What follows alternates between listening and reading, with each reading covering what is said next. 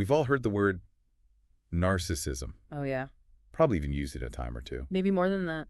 Right. You hear it about, that coworker or maybe a celebrity or politician you see on the news. Someone in your family, maybe. Exactly. Yeah. And I think we all have a sense of what it means, like when someone's just really into themselves. A little too much, maybe. Yeah. But what does it actually mean, beyond just that everyday kind of use? Is it really just about, like, loving yourself too much? That's a great question, and that's kind of what we want to dig into today.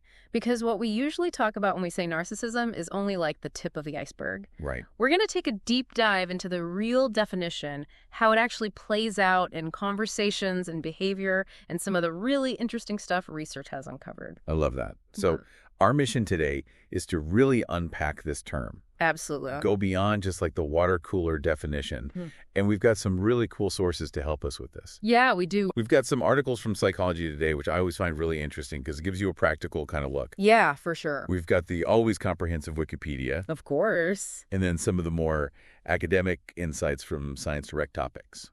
It's gonna be fun. Yeah. So to kick us off, let's start with that definition. Like, what is narcissism, really, when we get down to it? Okay, so at its core, narcissism is this personality style that's really marked by this, like, excessive focus on yourself and all your needs. Okay. And often, like, to the detriment of other people. Like a very self-centered way of being in the world, basically. I see. And the term itself has this kind of cool origin story. Oh, right, the Greek myth. Exactly. Narcissus. Yeah. Who just, like, loved his own reflection. Yeah, so captivated by it. Couldn't look away. That he couldn't tear himself away and basically just waste it away. Right. So it really does kind of illustrate the dangers of that, like being overly self-focused. It really paints a picture, I think. Now, one thing that's really important to understand is that it's not just like an all or nothing thing. Right. Narcissism exists on a spectrum, right? It does, absolutely. Yeah. And actually, a lot of psychologists would say, like, a moderate level of narcissism is totally normal. Okay. Even healthy. Interesting. It helps us be resilient, bounce back from stuff. Makes sense. Even can drive our ambition a little bit, Right, because having a healthy sense of self-worth is important. Absolutely, yeah. So you have, like, that healthy self-esteem all the way to what they call subclinical narcissism. Right. Which are, like, traits that are a little elevated, but don't necessarily meet the criteria for a full-blown disorder. Yeah. And then all the way to, like, the narcissistic personality disorder end of the spectrum. Exactly. So there's a point where it becomes more pronounced, but it's not necessarily a clinical issue yet. Exactly. So you see those destructive levels of narcissism characterized by things like grandiosity, which is like that inflated sense of importance, a sense of entitlement, arrogance, a lack of empathy, but not NPD. Not automatically NPD. Yeah. Gotcha. Okay, so then that brings us to the NPD end of the spectrum. Yes. The narcissistic personality disorder. So that's a pathological narcissism, or NPD. Okay. It is an actual recognized condition, but it's relatively uncommon. Okay. It's estimated to affect about 1% of the population, and that number's been pretty consistent over time. Interesting. So this is where those narcissistic traits we talked about are so intense, they really get in the way of everyday life and cause major problems in relationships. And I think a big misconception that I've encountered, at least, is that narcissism is just high self-esteem. Right. Or maybe it's like a mask for insecurity. Yeah. That's a good point to clear up. Yeah. Because, narcissism isn't simply about feeling good about yourself. Right. It's not always hiding insecurity. Yeah. It's more about this, like, relentless hunger for admiration, this deep need to be the center of attention, and this unwavering belief that they deserve special treatment because they are superior. I see. And what's really fascinating is some research suggests that highly narcissistic people are actually aware of this and will even admit that they're more self-centered than other people. Huh. So it's not even like a subconscious thing. It's not necessarily. Wow, that's interesting. Okay, so we had this spectrum. Yes. How does it actually show up? Like, how do people act? Right. And more specifically for our purposes, how do they talk? Exactly. What are some of the things we might notice in conversations? Well, that grandiose sense of self-importance we talked about is a big one. Okay. They might exaggerate their achievements and talents. Right. And they expect to be recognized as superior, even without really having done anything to earn it. Okay. Then there's the lack of empathy, which we also mentioned, That difficulty or even unwillingness to really tune into other people's feelings and needs. Gotcha. They also have this strong need for constant admiration. Okay. So they're always looking for praise and attention. Makes sense. And then the strong belief that they're unique, which can be true for everybody, of course. Sure. But they really take it to an extreme. Okay. Where they believe they're entitled to special treatment and the rules don't apply to them in the same way. And these beliefs actually like show up in their actions, right? Yeah, absolutely. It's not just all in their head. No. You might see someone constantly demanding attention or special favors. Okay. Bragging is a big one. Right. And just a general self-centeredness in conversation. Okay. Always steering the topic back to themselves. Yeah, yeah. You know, one of the Psychology Today articles we looked at really stuck out to me. It's called 3 Ways Narcissists Contribute to Their Own Rejection. Oh, interesting title. Right. Like it's kind of telling, right? Yeah. So I'm curious, like, how do they contribute to their own rejection? Well, the article lays out a few key ways this happens. Okay. The first one is what they call target behavior. Okay. And it's pretty straightforward. People high in narcissism, they often just do obnoxious things. Right. Like we just talked about, needing all the attention, bragging all the time. Right. And as a result, other people tend to exclude them. Okay. It's not surprising, really. Yeah, makes sense. But what's interesting is one of the studies they talk about found that people could actually sniff out narcissists really quickly. Really? Just from short video introductions. Wow. And they were less likely to want to interact with them after watching. Interesting. It's pretty fascinating. So even without like a formal diagnosis or anything, Right. people are picking up on these patterns. Exactly. And, it really highlights that social impact of these traits, right? Yeah, absolutely. Okay. So it's target behavior. They're just kind of putting it out there. They are. What's another way they contribute? So the second one is negative perceptions. Okay. So people with these narcissistic tendencies may actually interpret like neutral or even ambiguous situations as rejection, Okay. even if no one intended it that way. Interesting. The article gave this great example, Yeah. someone mentioning a concert they went to. Right. And if the narcissistic person wasn't there, they might assume they were intentionally left out, Oh, wow. even if the other person just forgot or whatever. So they're very sensitive to like perceived slights. They can be. Okay. Now, Wikipedia and Science Direct both talk about these 2 main expressions of narcissism: grandiose and vulnerable. Yes. Can you break those down for us, like in the context of conversation? How might they look different? Yeah, for sure. Because they seem very different to me, at least, on the surface. Well, grandiose narcissism is kind of what people usually think of Okay. when they hear the word. Right. So these people tend to have that really high self-esteem, really strong sense of superiority. Right. They can be very attention-seeking, manipulative in conversations. Right. And then often they'll talk about, all their amazing plans and successes. So you can imagine in a conversation, Right. it's all about them, Right. their achievements, Yeah. and they expect everyone to be impressed. Right.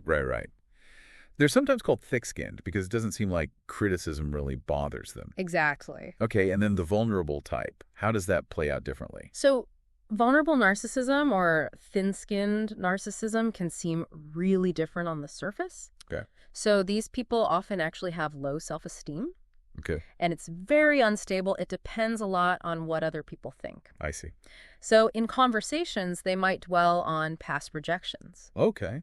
express resentment toward other people's success, Okay. constantly look for reassurance. Okay. They can be extremely sensitive to criticism Okay. and might withdraw or get defensive if they feel slighted. I see. And they might also use that, like victimhood, Okay. to get sympathy and attention. I see. So while they're both driven by that same self-centeredness, Right.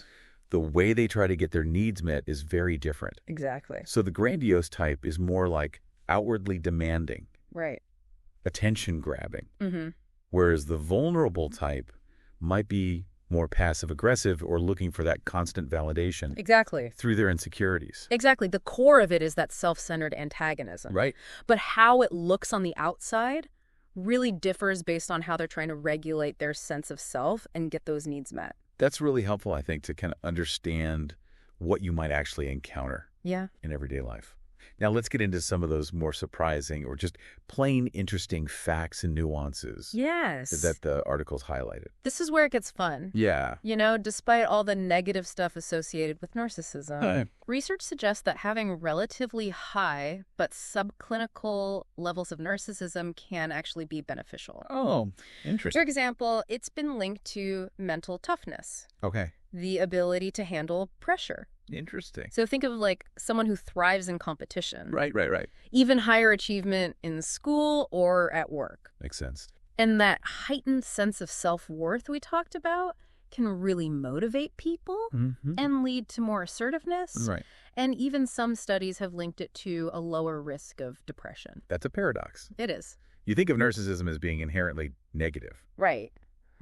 but it sounds like, at least in certain amounts, it can have some upsides. Absolutely. Moderation is key, right? Moderation's key. Always. Always.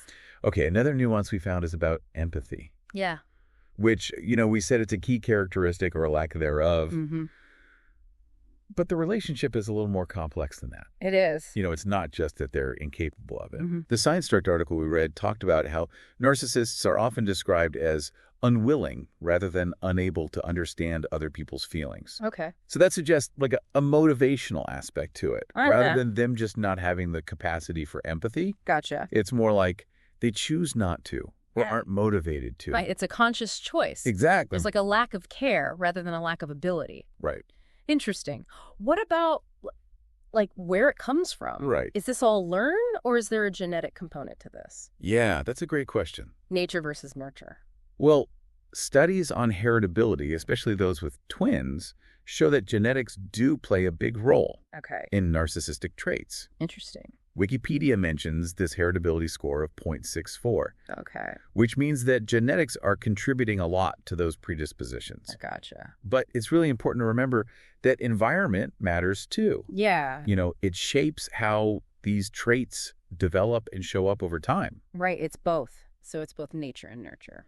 Now, earlier we touched on how being excluded can make narcissistic traits worse. Yeah. And that's another thing I thought was interesting from psychology. Today, it can become a vicious cycle, Absolutely. right? Like you get rejected, Yeah. you become more narcissistic. Exactly. Instead of like introspection and change, Right, rejection can actually make those tendencies stronger as a defense mechanism. right. So they might double down on their grandiosity or their victimhood when they feel ostracized.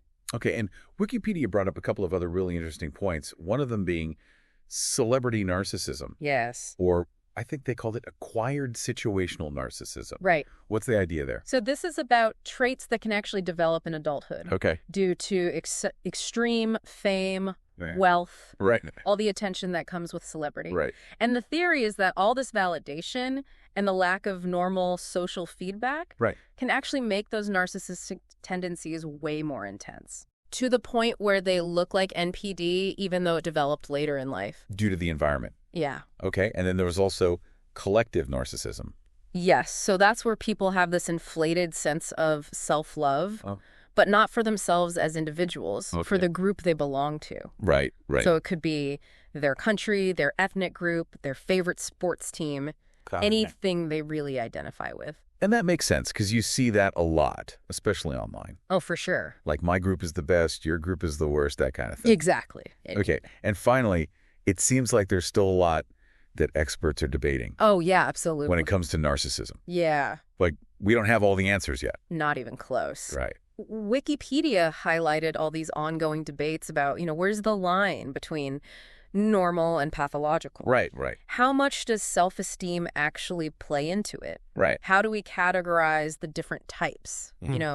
Grandiose versus vulnerable. Yeah. And even the really fundamental questions like, what causes it? Right. How should we understand it and measure it? Right. So there's tons of active research going on, and the perspectives are always evolving. It really highlights that it's this complex topic with a lot more depth than just that casual way we use the word. Absolutely. So as we kind of wrap up here, I think the main takeaway for me is that when we think about narcissism, it's not just someone who, loves taking selfies Right. or talks about themselves too much. It's much more nuanced than that. It really is this spectrum of traits with real implications for how people see themselves and interact with everyone else. Exactly. And it makes you think about that balance, right? Yeah. Between healthy self-love, which we all need, For sure. and then the pitfalls of being too self-centered. Absolutely. And I think it also prompts us to kind of reevaluate our own interactions and maybe even how we perceive the interactions of others. Like with this new understanding, does it change anything? Yeah. How do you see things differently? Exactly. Yeah. So if you're interested in learning more about this, we really encourage you to check out the resources we mentioned, those articles on Psychology Today, all the details on Wikipedia, and the academic insights on Science Direct. There's a ton of information out there. There really is, yeah. So until next time, happy deep diving, everybody. See you then. Bye.